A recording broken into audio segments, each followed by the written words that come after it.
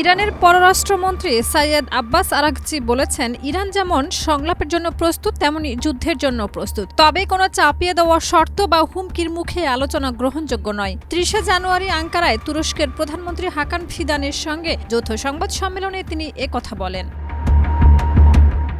Araghchi জানান, সমতা, সামরিক স্বার্থ ও সম্মানের ভিত্তিতে হলে ইরান পারমাণবিক আলোচনায় অংশ নিতে আগ্রহী, তবে জোর বা চাপের মাধ্যমে কোনো সমঝোতা চাপিয়ে দেওয়ার চেষ্টা ইরান মেনে নেবে না। তিনি তুরস্ক সফরকে সন্তোষজনক উল্লেখ করে বলেন, হাকান ফিদানের সঙ্গে তার আলোচনা ফলপ্রসূ হয়েছে। ইরান ও তুরস্ক প্রতিবেশী ও বন্ধু রাষ্ট্র, যারা সহজ ও সংকটময় উভয় সময়ে একে অপরের পাশে থেকেছে।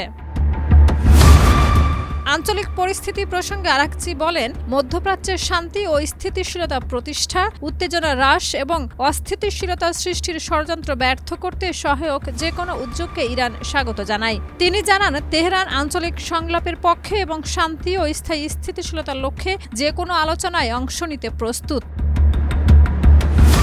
যুক্তরাষ্ট্রের সঙ্গে যোগাযোগ প্রসঙ্গে আরাগচি বলেন, ন্যায্য হলে আলোচনায় ইরানের আপত্তি নেই, তবে হুমকির মুখে কোনো আলোচনা হবে না। তিনি বলেন, হুমকি পরিহার করে সম্মানজনক আলোচনায় এলে ইরান প্রস্তুত এবং কূটনীতি কখনো পরিত্যাগ করবে না।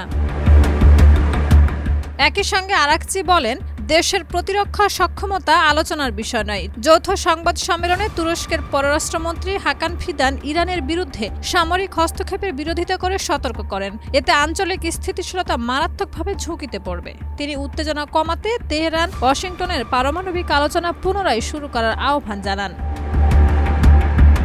এই বক্তব্য এমন এক সময় সামনে এলো যখন মার্কিন প্রেসিডেন্ট ডোনাল্ড ট্রাম্প ইরানের বিরুদ্ধে হুমকিমূলক ভাষা ব্যবহার করেছেন। এর জবাবে ইরান আবারও স্পষ্ট করেছে, হুমকি ও জবরদস্তি তারা গ্রহণ করবে না এবং যে কোনো সামরিক আগ্রাসনের ক্ষেত্রে দ্রুত ও কঠোর জবাব দেওয়া হবে।